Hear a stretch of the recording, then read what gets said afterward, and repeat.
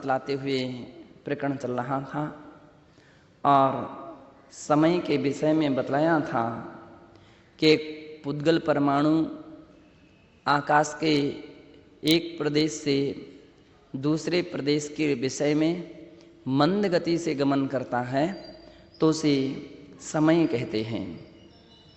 तद्गमनम मंद गत्या तीव्र गत्या वा संभवति।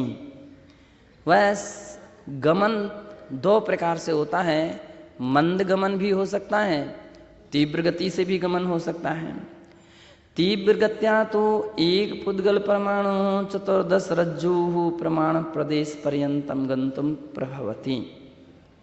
तीव्र गति से गमन करने पर एक पुद्गल परमाणु 14 रज्जु प्रमाण प्रदेश पर्यंत गमन कर सकता है। एवं मंद गत्या वा तीव्र गत्या वा अतिक्रमणम भवेत। इसलिए मंद गति अथवा तीव्र गति का अतिक्रमण हो तदीय काल एक समय मात्र में वेति विज्ञेयम। इसलिए आचार्य महाराज ने कहा है कि मंद गति से या तीव्र गति से एक प्रदेश से अन्य प्रदेश में अतिक्रमण करने पर जो काल होगा वह एक समय, लेकिन मंद गति से। तीव्र गति थोड़ा गौण होना चाहिए, ऐसा जानना चाहिए। समय आवलिका चेति व्यवहार काल से। समय आवलिका ये व्यवहार काल का भेद है। समया निमेषा काष्ठा कला घटिका अहोरात्रम मासा ऋतु ऐनम वर्षा इत्यादि अपि व्यवहार कालस्य भेदाः। समय निमेष काष्ठा कला घटिका अहोरात्र यानी दिन रात, माह ऋतु अयन वर्ष इति एतानि अपि व्यवहार कालस्य भेदा। ये सभी व्यवहार काल के भेद हैं। इति पंचास्तिकाये प्रोक्तम। पंचास्तिकाय के 25वीं गाथा में कहा भी है। समो निमिषो कट्ठा कलायणाली तदो दिवारती मासोदु अयण संवत क्षरोत्ति कालो परायतो।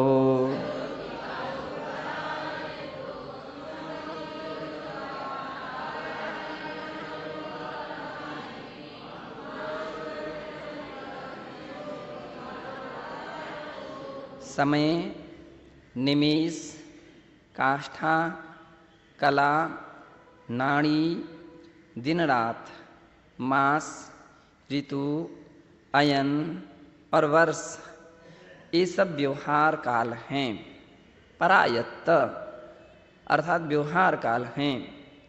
चूँकि यह व्यवहार काल सूर्योदय या सूर्यास्त आदि पर पदार्थों के निमित्त से अनुभव में आता है, अतः परायत्त यानी पराधीन भी हैं।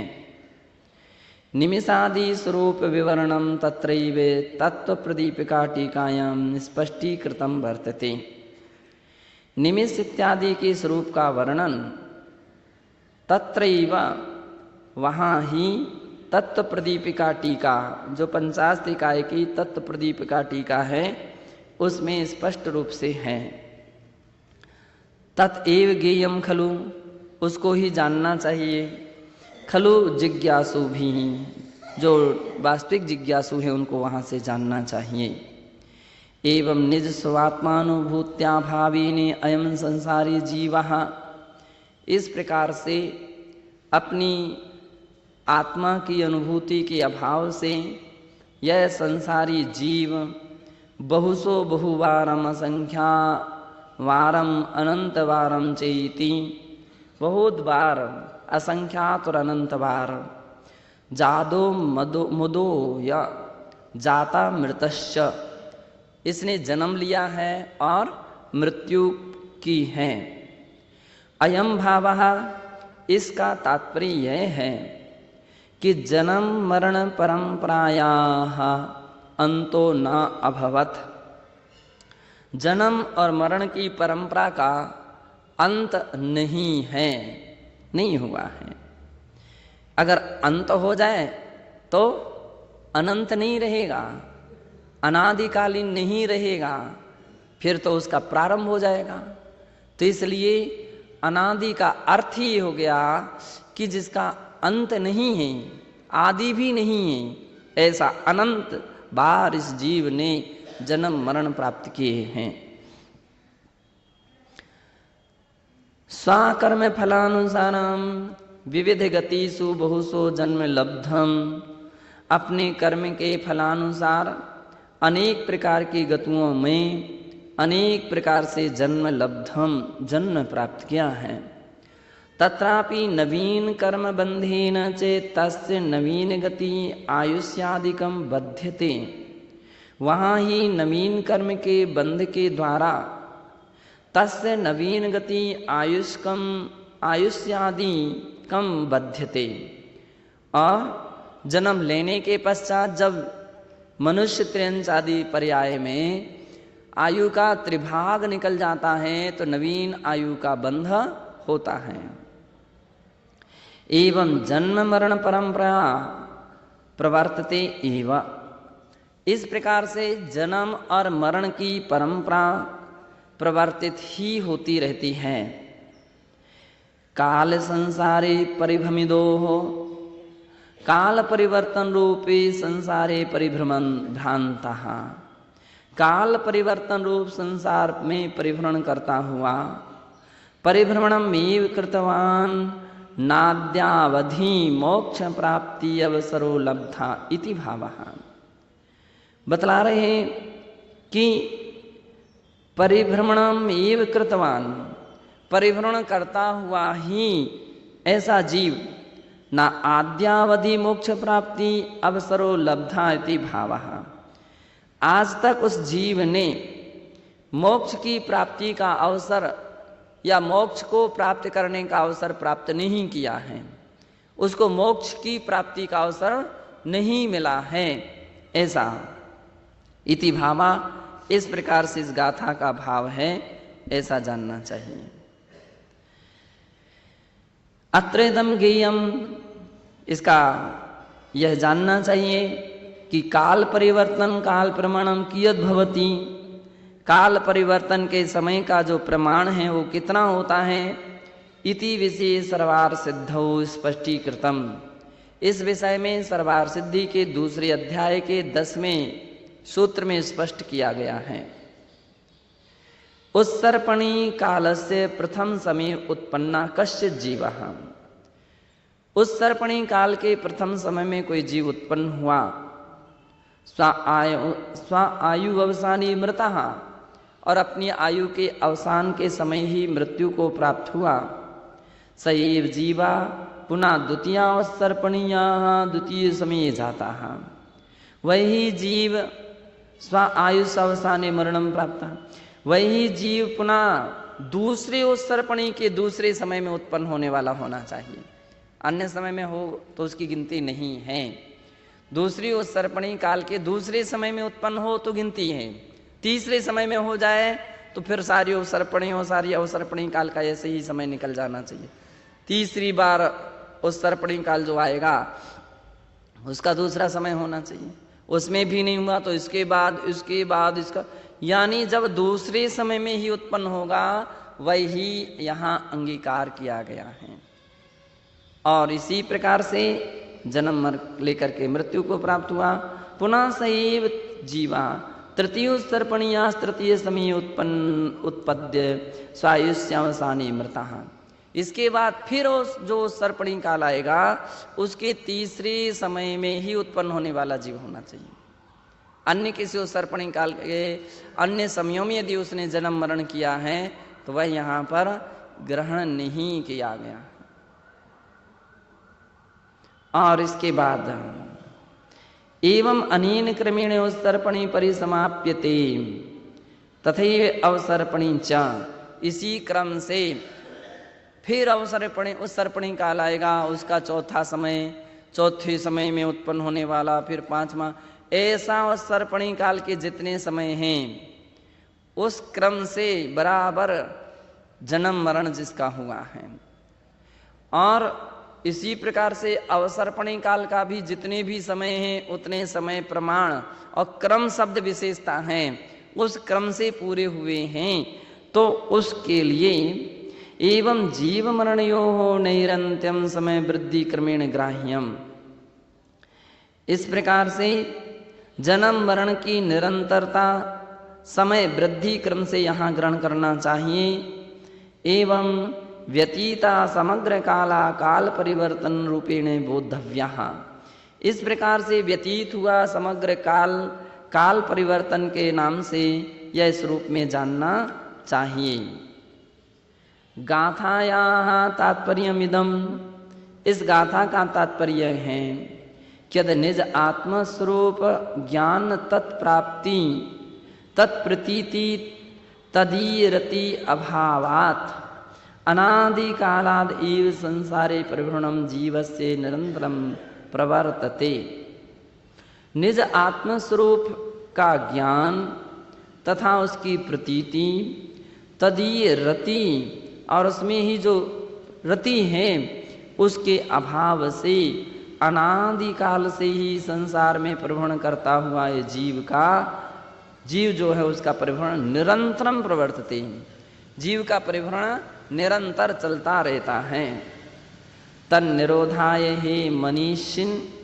उसके निरोध के लिए ही हे मनीषी शुद्धात्म भावनाम भाव अर्थात हे मनीषी उस शुद्धात्मा के लिए तू निरंतर भाव शुद्धात्मति चे रतिम विधेहि अशुद्धात्मा के प्रति ही रति करो। इस प्रकार से इस गाथा का तात्पर्य है, तो ऐसा जानना चाहिए।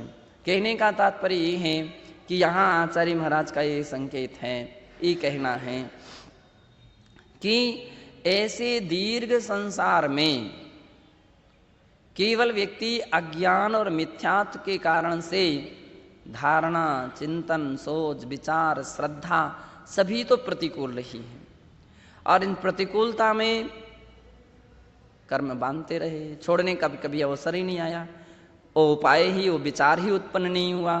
कभी इस जीव ने ऐसा कुछ प्रयत्न और प्रयास ही नहीं किया, पुरुषार्थ ही नहीं किया कि जिससे मोक्ष का रास्ता दिख सके, परमार्थ का पथ दिख सके, तो ऐसा कभी प्रयत्न नहीं किया।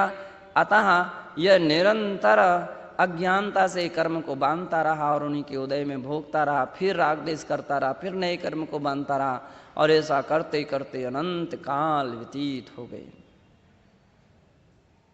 अनंत काल है।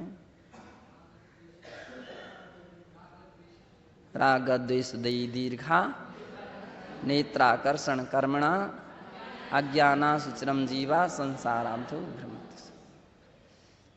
जब अपन इस प्रकार का चिंतन करते हैं तो इतना तो असर पड़ता है, इतना प्रभाव पड़ता है कि देखो इतना संसार अपना व्यतीत हुआ है, कहीं भी ऐसा उपाय नहीं मिल पाया, कहीं ऐसा अपने लिए रास्ता नहीं मिल पाया।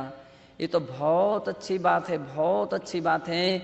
असीम पुण्य का उदय है कि अपने लिए मनुष्य जीवन मिला और इस प्रकार के सत संयोग मिले, शास्त्र का ज्ञान मिला, जिनवाणी का समागम मिला और सत्संगति मिली, और इन सब के साथ साथ इतना अच्छे अपने अंदर में विचार उत्पन्न हुए, ऐसी बुद्धि उत्पन्न हुई है कि जिसके कारण से कुछ ना कुछ तो अपने अंदर में परिवर्तन विचारों में आता है।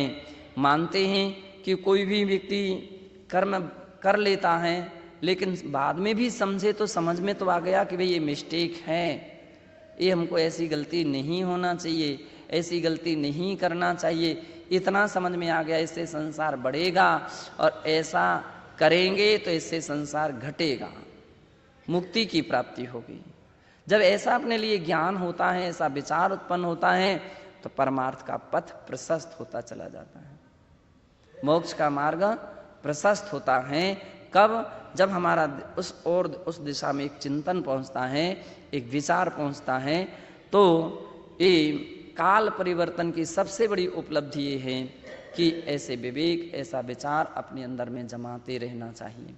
जब ऐसा विचार उत्पन्न होता है तो व्यक्ति के अंदर में संभलना की संभावनाएं अधिक रहती हैं, सावधानता उसके अंदर में अधिक संभव हो सकती कि व्यक्ति अब उसके अंदर में संभल सकता है। चिंतन करने से व्यक्ति स्वयं संभलता है, सावधान होता है कि नहीं, हम अब संसार को आगे नहीं बढ़ाना चाहते हैं, संसार में अब नहीं भटकना चाहते, कैसे उसकी भावनाएं उत्पन्न होती हैं और परमार्थ पथ जो है वो प्रशस्त होता है। तो इस प्रकार से कथन करने वाली ये 27वीं गाथा पूरी हुई। चूँकि कल से पर्युषण पर्व प्रारंभ होने वाला है और पर्युषण पर्व प्रारंभ होगा तो तत्वार शुद्ध की क्लास चलेगी, उतने समय तक ये ग्रंथ क्लास, उसका क्लास बंद रहेगी, 2 एक साथ नहीं चल सकती हैं। तो इसलिए ये गाथा नई प्रारंभ करेंगे तो अधूरी रह जाएगी, इसलिए आज का मैटर यहाँ तक ही रखेंगे। और इसलिए कि आगे अपन पुराने विषय को भी रिवीजन करते रहें, तत्वार्थ सूत्र भी पढ़ेंगे, हम बड़े मनोयोग से पढ़ेंगे, अच्छी तरह से समझने का प्रयत्न और प्रयास करेंगे, लेकिन उसके साथ साथ अपने इस पुराने विषय को भी समझ लीजिए। सर्वोदया टीका की बहुत सारी बातें ऐसी हैं जो अपने लिए एक नई नई दिशा देती हैं, नया नया चिंतन देती हैं। यदि अपन ने सम्यक प्रकार से मंथन किया, मनन किया, तो आपको पाएंगे कि आपने एक साथ अनेक शास्त्रों का मंथन मक्खन पा लिया है, अनेक शास्त्रों का एक प्रकार से उसका निचोड़ जो है और सारभूत वस्तु प्राप्त है, तो उसका चिंतन इसलिए करते रहना चाहिए। अथापराह्निक स्वाध्याय निष्ठापन क्रियायाम पूर्वाचार्यानुक्रमेणे सकल कर्मचयार्थम भाव पूजा वंदना स्तव समीतम श्री श्रुतभक्ति कायो सर्गुं कुर्वे हम।